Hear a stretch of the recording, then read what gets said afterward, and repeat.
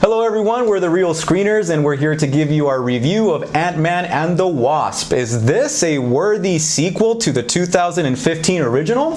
Or is it just another movie that's gonna leave you with superhero fatigue and steer you in all the wrong places? Let's find out.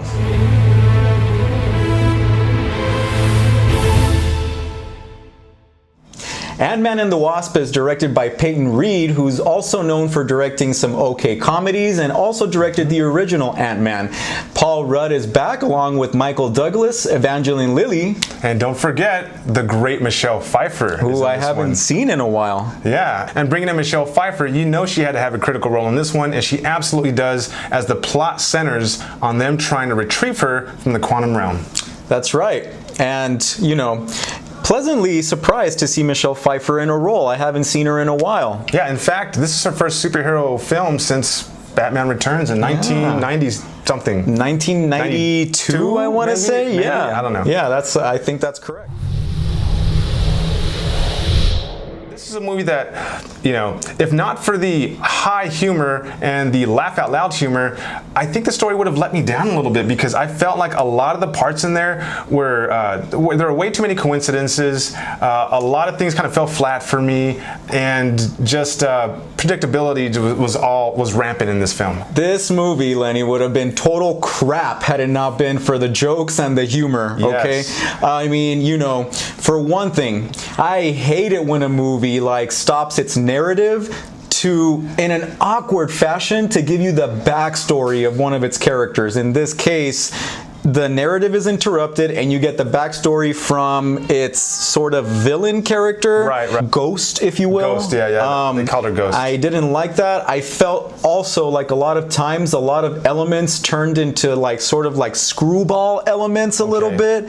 There was one character, I'm gonna call him the Black Market character, who kept reappearing in the movie, and I thought, okay, enough of this. Like, come on, like, give it a rest. This guy just kept coming back and back and back. But kind of seemed like a nuisance in a way, you know. But you know what? And I didn't like that. It didn't bother me as much because I went into this movie knowing that, hey, this is a comedy, you know, with a little bit of seriousness weaved in through it. So, I mean, I noticed all of those nuances that you mentioned, and yeah, it was not good for good storytelling, but it didn't bother me that much. Yeah, it bothered me. I thought that, you know, the screwball did not work for me here. It just didn't. Because you just like serious movies, man. I like comedy, but I like good comedy. I mean, this was silly a lot of the times, you know?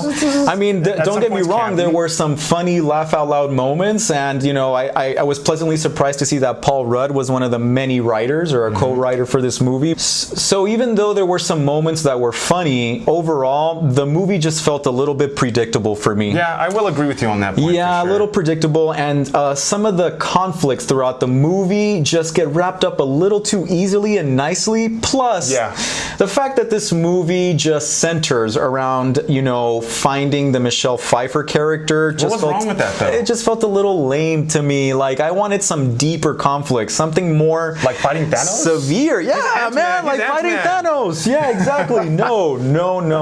Sorry. Take that, Thanos. Beep, beep. Anyway, let's move on to the characters now. Okay, all right, so as far as the characters go, I really liked how Paul Rudd's character as Scott Lang was a believable character. He's an ordinary guy with ordinary problems, real world problems, and a guy who's just trying to make his family happy and at the same time make a difference in the world. I think he's always charismatic, Paul Rudd, and I think that the scenes involving him and his daughter in the movie are heartwarming. I really enjoyed those. That being said, I don't think he had really good chemistry with Evangeline Lilly's character. I agree with that, as the Wasp. I think that she had better chemistry with the Michael Douglas character as father and daughter. Yeah, Hank Pym. Yeah, that being said, the highlight for me in this movie was Michael Pena, who basically had a scene stealer, man, with the whole. So there's a scene involving this. Careful. Well, Okay, it's some sort of medication, maybe. Okay, all right, we'll leave it at that. There's a scene involving a syringe, let's say, and man, it's laugh out loud hilarious. It's so funny. It is arguably the most memorable scene of the entire movie. You could say it's it steals the show. It's a showstopper. I mean, laughing out loud throughout the entire thing. To me, Michael Pena was really a bright light in this movie. He just has good comedic timing, I think. Very good. You know, there are a lot of characters in other movies that are there for comic relief, but he didn't feel like artificial. He felt very natural, and it was hilarious. Michelle Pfeiffer, okay? The moments you see Michelle Pfeiffer, I really felt her acting really draw me in. In a lot of other movies, you know, she's done a fantastic job. Of course, we mentioned Batman Returns. You notice her, and you're like stuck like this. So yeah, Michelle Pfeiffer is good in the few scenes that she's in, but I really enjoyed that Michael Douglas took center stage in this movie. I think he had a more important and more relevant role to play in this movie, so that was a pleasant surprise. And I will let you guys know that there's one scene in here that's highly emotional. It just shows you how good actors know how to really portray their emotions, and it really hit me, and I was like, man, that's good acting. That's very elusive. Yeah, well, it's a spoiler-free We're trying review. not to give things away, but yeah.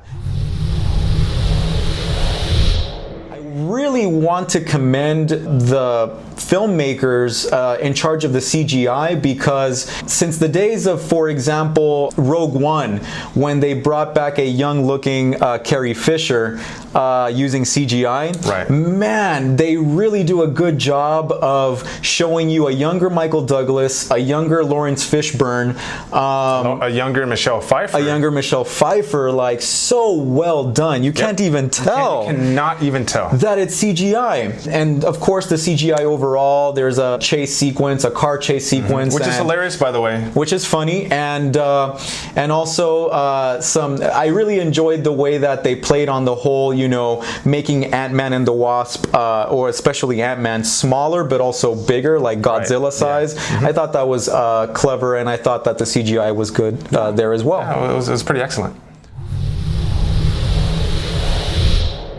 Folks, we've come to the part where we give our grades on this movie. I'll go ahead and start off. Because I thought this film was ridiculously hilarious, but then the story fell short, I kind of balanced those out. I love the fact how the Wasp in this movie, they made her into a bona fide badass, and they used the environment for fighting.